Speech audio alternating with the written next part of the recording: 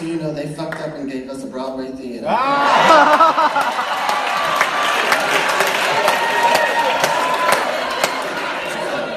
So we here now. You know, I talked about at the first rehearsal the responsibility that everyone working on the show has, and I said this to everyone involved, that we have a responsibility for putting the word slave on the side of a commercial building in Times Square. And for the people, our ancestors who died and who endured and survived and abolished slavery, that we have the audacity to stand on this stage and tell this story.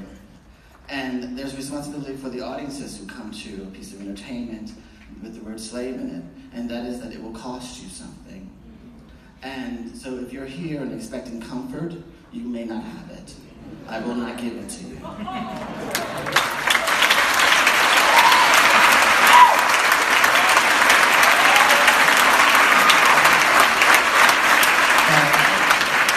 I thank you and I welcome you to be discomforted, as we all should be when we walk into a building with the word slave on it. I give you Jeremy O'Harris.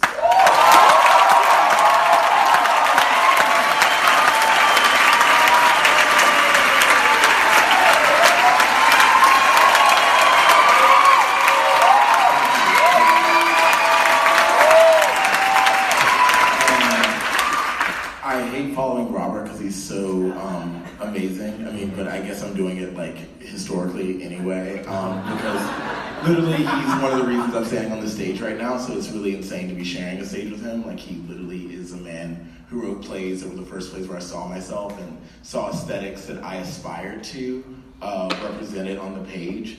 And knew that like the work that I was yearning to do existed, and existed was my body, and not just the bodies Carol Churchill had decided should be there, or the bodies of Sam Shepard or Edward Albee had decided to be there. Like, there was another Black person who made bodies do weird shit on stage, and made us laugh about it and cry about it at the same time.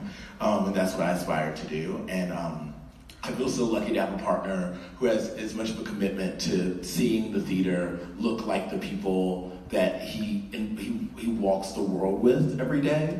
Because in our first preview, or the day before our first preview at New Theater Workshop, we did something very similar to what we're doing tonight, which is that we asked if we could get all the students from the internet that we could find, and all the people that had to be there because they like paid money for the show somehow to be there with these people, and put them all in the theater for free in one night, because usually invited dresses are just for like the fanciest people that know the thing and want to talk about the thing, and all these people who might not ever interact with the play don't get to interact with it ever, because the play comes out, people love it, and then the tickets become way too expensive for the people that maybe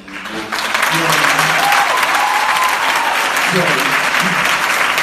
one night we did this, and it was amazing, and a lot of those people ended up getting weeks and weeks and weeks to save up money and come back again and again and bring friends, and it changed our show and changed my life, and it's the reason the show is here, so we had to honor that again tonight. So we thank everyone who made it possible for us to honor this, because it's way harder to do this on Broadway than it is off. So thank all you guys, and just know that like this is what I want to see every time I walk into a theater. I mean, Valerie told me that Valerie's our prop master, she's amazing. She told us this is the most young people she's ever seen in this theater, which is insane.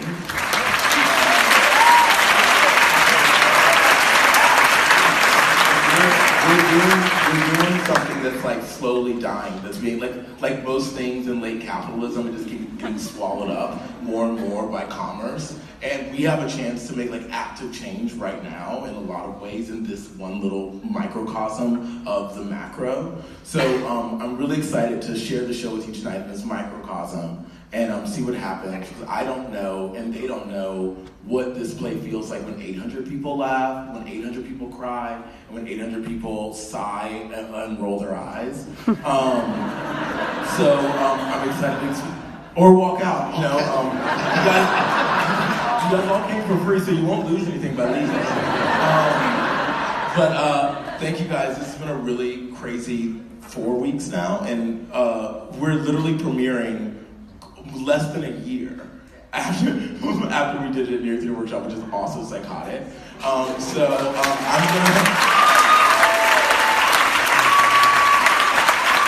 I'm gonna go hide in the way far back in the mezzanine and cry softly to myself. And you enjoy the show or don't, I don't know, watch the show.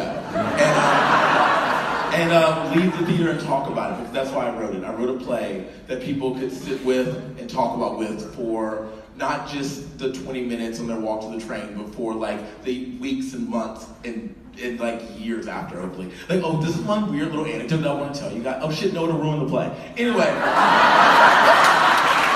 know I was at a restaurant like a block away from my new apartment, and a girl was telling a story about a date she went on, and then she literally quoted Slave Play, and her and her friend cackled, and I was like, excuse me, I'm sorry.